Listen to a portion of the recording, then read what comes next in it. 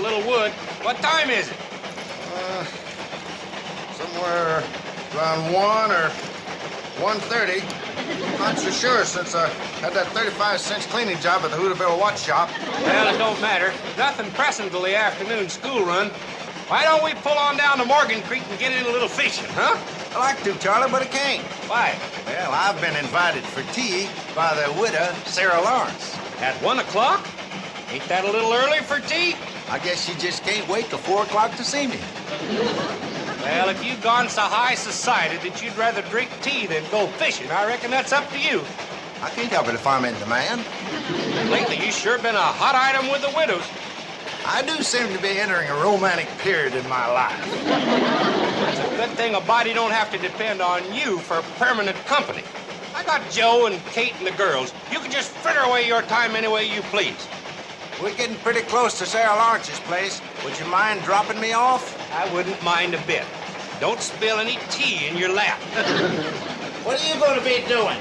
Don't worry about me. I'm going up to the Shady Rest where a fella can find some real company. I'll pick you up on the school run.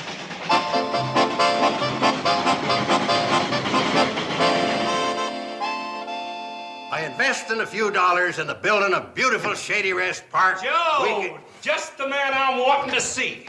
Well, if it's a loan you want, you're out of luck. I'm flat broke. It ain't that at all. I just came by Morgan Creek, and them trout is just a-begging to get caught. How's about you and me accommodating a few of them? Not today. I have to finish my speech for the Hooterville Chamber of Commerce.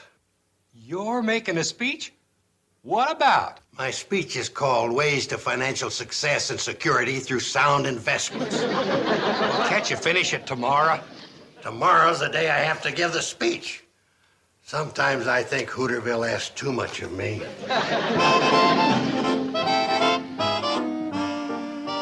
Oh, hi, Charlie.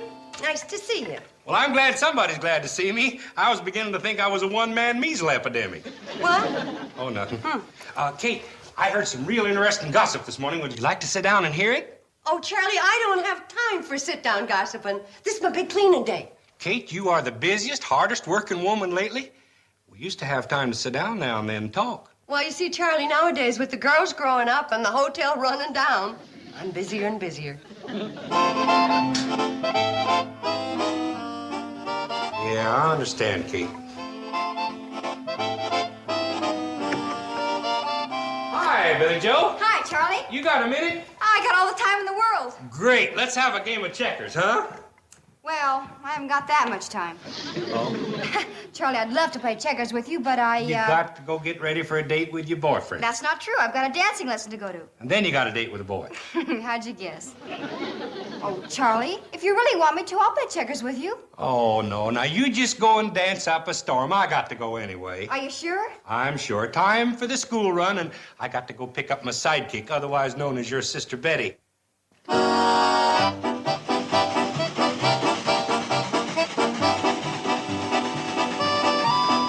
There's nothing I enjoy more than talking to you and running the Cannonball. Oh, it's nice when people have something in common. I feel the same way, Charlie. Why, you and the Cannonball are just about the two best friends I've got. I'm sure glad you feel that way. Say, would you like to blow the whistle? Why? We're way past Dead Man's Curve. There's no reason to blow it here. Go on, blow it anyway. Betty Joe, I got a great idea. What is it, Charlie? What do you say we give the old Cannonball a real going over today? Oh, gee, Charlie, She's in a pitiful state of disrepair. Isn't she always? Well, sure, but right now she's at her disrepairiest. I think she's got some mud in her belly again. Oh, poor old Cannonball. I'll tell you what. When we get up to the Shady Rest, you get into some jeans, and we'll wash her out together. I'd love to, but... We'll clean the grate and the ash pan at the same time. We ain't done that together in quite a spell. I know, but you see... Slow her down, Betty Joe. We're coming into the Shady Rest for a whole afternoon of real interesting work. Slow her down, Betty Joe. I can't. Sure you can. Just adjust the pickle fork hinge and pull back on the brake lever, same as always. No, I mean, I can't. Oh, I'll explain when we stop, Charlie.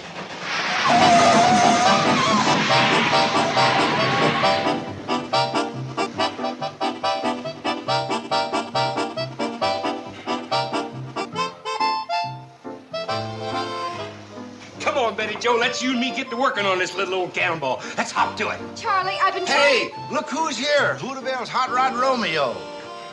Hi, Betty Joe. Orville, it's you. Of course it's me. Who else would it be? Charlie, that's what I've been trying to tell you. I'm spending the afternoon with Orville. Yeah, we have the whole week planned, haven't we, Betty Joe? Well, come on, let's go. Well, Charlie, I'd love to help you, but I can't. You understand. See you tomorrow, Charlie. That done it. Oh, careful, Charlie. That hat cost 89 cents. I won't be needing the darn thing anymore. I'm through running the cannonball. Oh, come on, Charlie. Stop kidding around. I finally come to my senses. There's nobody around here got any time for me. And I'm not spending the rest of my days sitting up there in that engine being lonely and miserable. Charlie, you gotta be kidding. You just gotta. You find out if I'm kidding. I'm quitting the cannonball forever, and you can just get yourself a new engineer.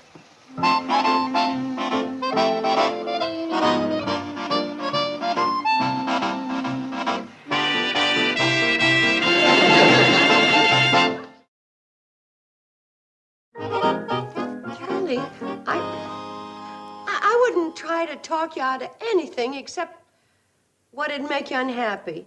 I just know you wouldn't like it out there in the big city by yourself. Oh, the heck I wouldn't, with all them big fancy movie theaters and all them big league baseball games. Charlie, you've been hurt and you're trying to hit back. But the only one that's going to get hit is yourself. What do you mean? Well, this is your life. You need your old friends, and they need you. My old friends has been a-needing me like the walking pneumonia. They all think I'm old and useless. That's what they all think. Everybody does not think that. Well, maybe not everybody, but most everybody.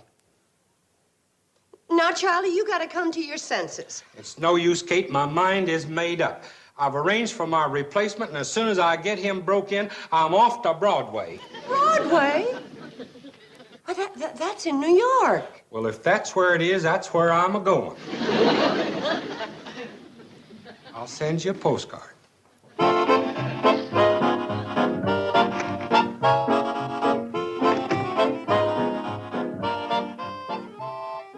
Did just what I thought you would. Blew it. It takes a man to talk to another man about a man's problems. What do you mean? I mean, it's time I stepped in with my reasoning and straightened Charlie out. Oh, Uncle Joe, please, when it comes to who should handle a delicate situation, experience has taught me which one of us it ought to be. Right. And you stay out of it and leave it to me. Charlie, how long has me and you been friends? Well, not counting the times we weren't talking after you'd cheated me in checkers, I'd say 40-odd years. Exactly. And you know I'm honest as the day's long. Sure, but let's not make this day long, okay? Charlie, now a man's got to be practical. Some of us, like me's got a lot of talent. We can do anything. We got the spirit of youth. Well, Sonny, is that a fact? Sure. Others like you, old buddy, get to aging up before your time. Just call me prune face. So take a tip from an old friend. When you got an easy touch like running a cannonball, hang on to it. Without it, you're dead. Are you just about done talking? Just about. Well, then you listen to me. I'm still young, strong, and useful, and I can get along any place in the world. France, China, Cincinnati, any place.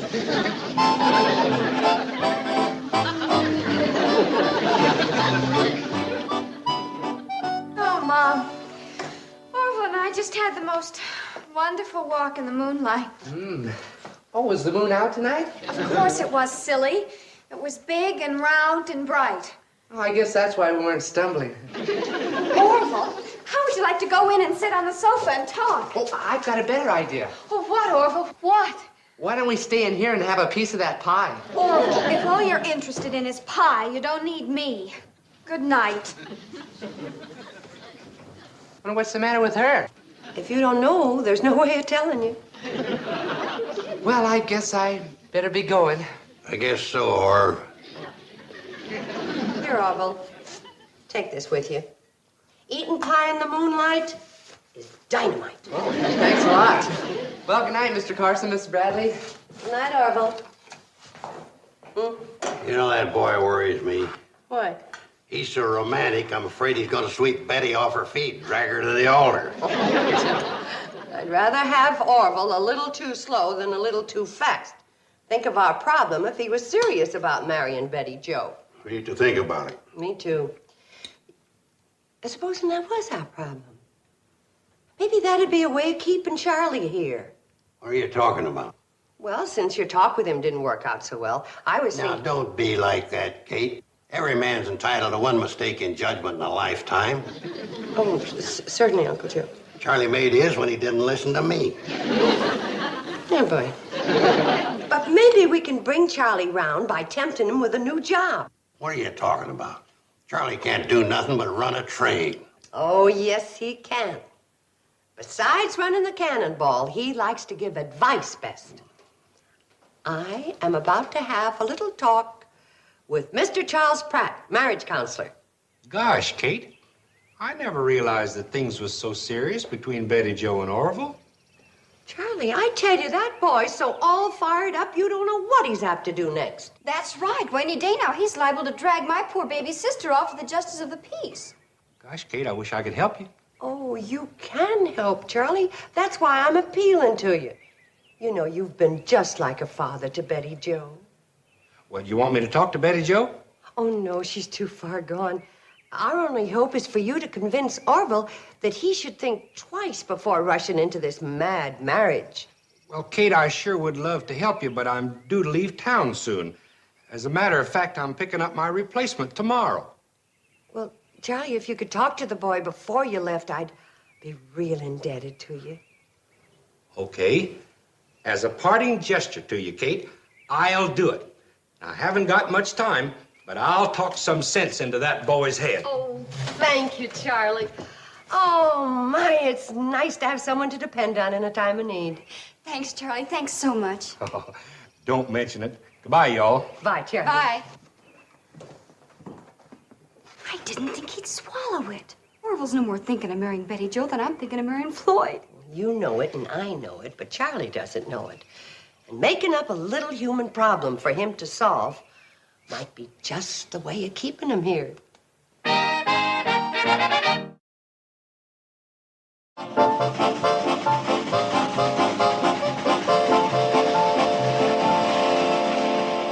Orville, you ought to realize that getting married is a big step. Well, I realize that. Yes, sir. The biggest step you'll ever take. Well, it's a big step, all right. It's a step that before you take that step, you ought to watch your step. See what I mean? I guess. Now, it's not that Betty Jo isn't a fine girl. Oh, she's tops. She's tops, all right. But Orville, she's a little young. Yeah, but she's bound to get older. She's gonna get older, and you're gonna get older. And both of you are gonna get a little older, and that's the time to do it. Do what? What do you think we've been talking about? Time to get married. Still, but Mr. Pratt, I'm not thinking of getting married. Not? You never was you? Never entered my head. I get it. You're Kate's brainchild. No, I'm a Ming's boy. I belong to my mother. Horrible. Kate figured that if I gave you some advice, it'd make me feel important and useful, and I wouldn't want to leave. She did? But it won't work. I'm old and useless, and I know it. We're coming into Hooterville, and I'll pick up my replacement here.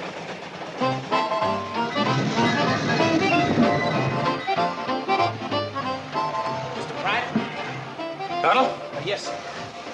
Well, when do you want to start breaking me in to replace you, sir? Sooner the better. Get aboard, son. Oh, thank you.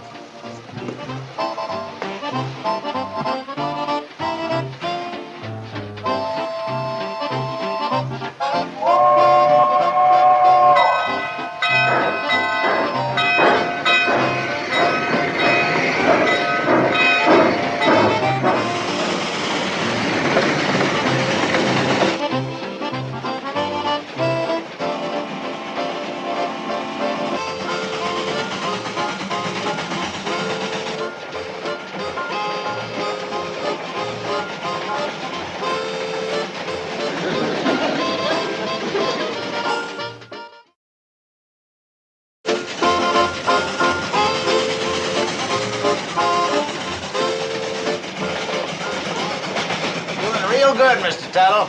That's right. You're soloing like a veteran engineer. Thanks. I wish you could see me running a top-rate engine. How old did you say this wagon is? Oh, 75 years. It's amazing. What is? It's amazing that it still holds together. She's old and rusty, but she's got tradition. Better blow the whistle, Mr. Tuttle. Why? There's no crossing. Charlie always blows it along here to remind Fred Ziffel it's time to feed his pigs. Now, look, I'm running the Cannonball now, and it's going to be run like a train, not an alarm clock. Start slowing down. There's no stop here. There is today. Maud Whipple is visiting her sister in Quint City, and Charlie told her we was going to stop and milk her cow. We're 33 minutes behind schedule, and you expect me to stop to milk a cow? Well, you better forget it, because we've got to pick up time. What for? You don't want Maud Whipple to come home and find her cow all swelled up, do you? Do you, Mr. Tuttle? Look, I don't know from cows.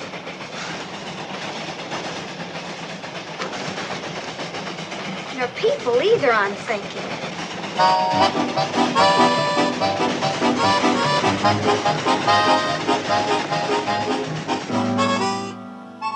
There he is, Orville. You can thank him for yourself. Oh, Mr. Pratt. Hi, Orville. What's up? Well, I just want to thank you for what you've done for me. You really helped straighten me out. Kate, you didn't have me fooled very long about Orville and Betty Jo getting married. Oh, of course not, Charlie, but that's not what he wants to talk to you about. Tell him, Orville. Well, sir, just hanging around you for a while has got me to thinking. Eventually, I'd like to become an engineer just like you. Kate, it won't work. I'm quitting, and that's that. Are you saying that I put him up to that? Oh, Kate, why don't you just mark it down as a nice try? Now, listen here, Charles P. Pratt.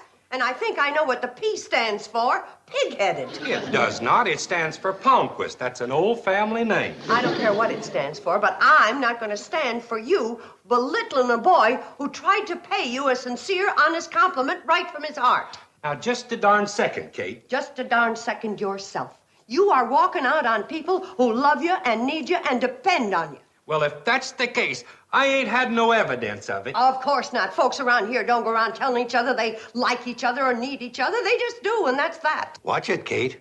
You get him riled up, he won't even send us a postcard from where he's going. I am just trying to stop Mr. Pratt from stomping on people's feelings before he leaves, especially this honest, sincere boy, and you stay out of this. Yeah, stay out of this. Go ahead, do what you like to us, but don't make us sorry we ever loved you. Mom, the whole valley's up in arms. It's terrible. What's the matter? Everything. Well, Fred Ziffel's pigs are starving. Maud Whipple's cow's been mooing its head off for a friendly pair of hands. Bruce and Treadwell's chickens have been doing a lot of cackling and no laying because the Cannonball keeps going by his farm so fast. Everyone in this valley's so confused they don't know what to do because the Cannonball's been keeping to schedule. And it's all your fault, Charlie. I'm warning you, everybody. Not even a postcard. You watch. Howdy, everybody. Howdy, Quitter. Oh, I mean Charlie. What's going on? What's all the noise? Nothing, Billy Joe. We're just giving Charlie a nice, friendly send-off. Now, don't let it get to you, Charlie, old boy. Just leave quietly and pretend this never happened. For goodness sakes, be quiet, Joe. I haven't got so much attention since 40 years ago when I fell in Emmy Hatton's punch bowl. Tuttle fellow likes to see you on the front porch, Quitter. Charlie. Sorry, Charlie. Oh, it's okay, Floyd. I may not be as smart as some of these other furious people around here, but that ain't saying that I ain't furious, too. Well, thanks, Floyd. Best I go talk to Tuttle. Sure, Charlie, why don't you do that? He doesn't know you like we do. He might fall all over you.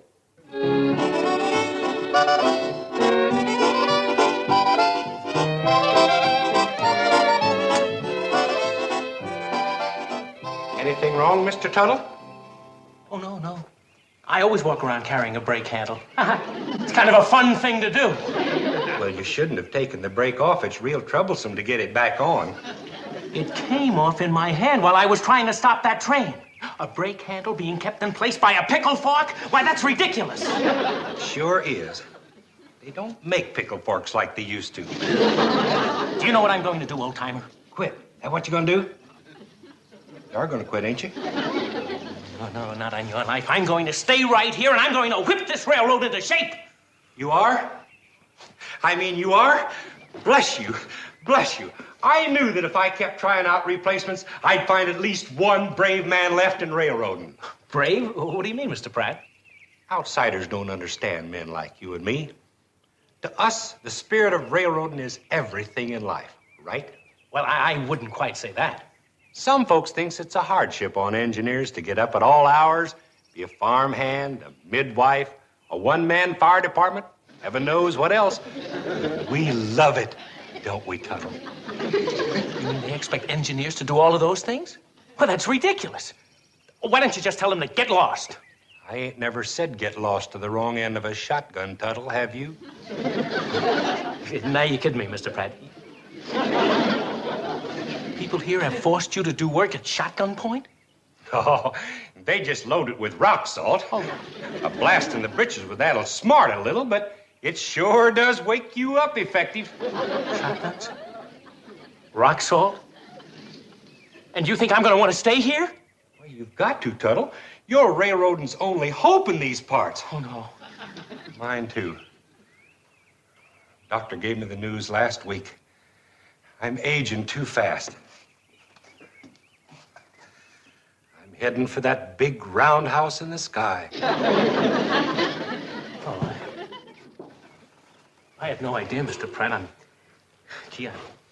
terribly sorry. Me, too. Come next month, I would have celebrated my 34th birthday.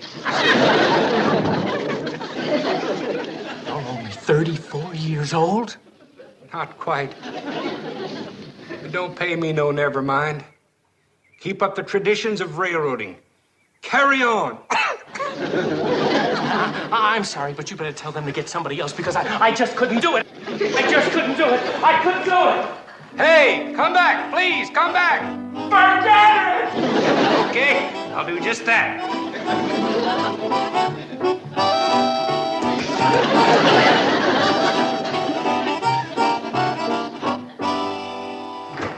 How do you like that?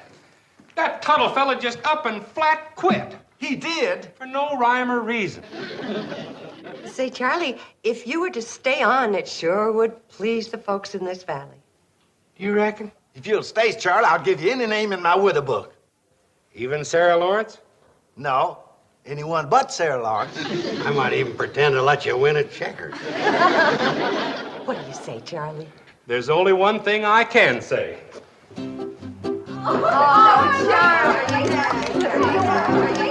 There's a train that runs through this wide valley that is loved by one and all. It's the train that starts way up in Pixley called the Hooterville Cannonball. Well, she makes her run through the dead of winter, through the summer, spring, and fall. Neither cold nor heat nor flood can stop her. She's the Hooterville Cannonball.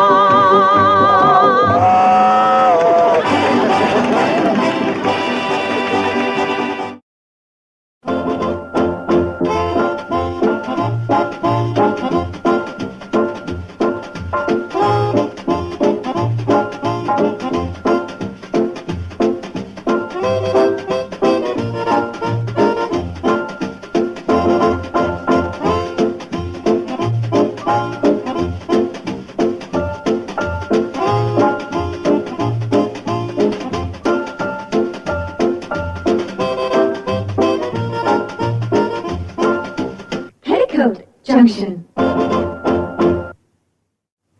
This has been a Filmways presentation.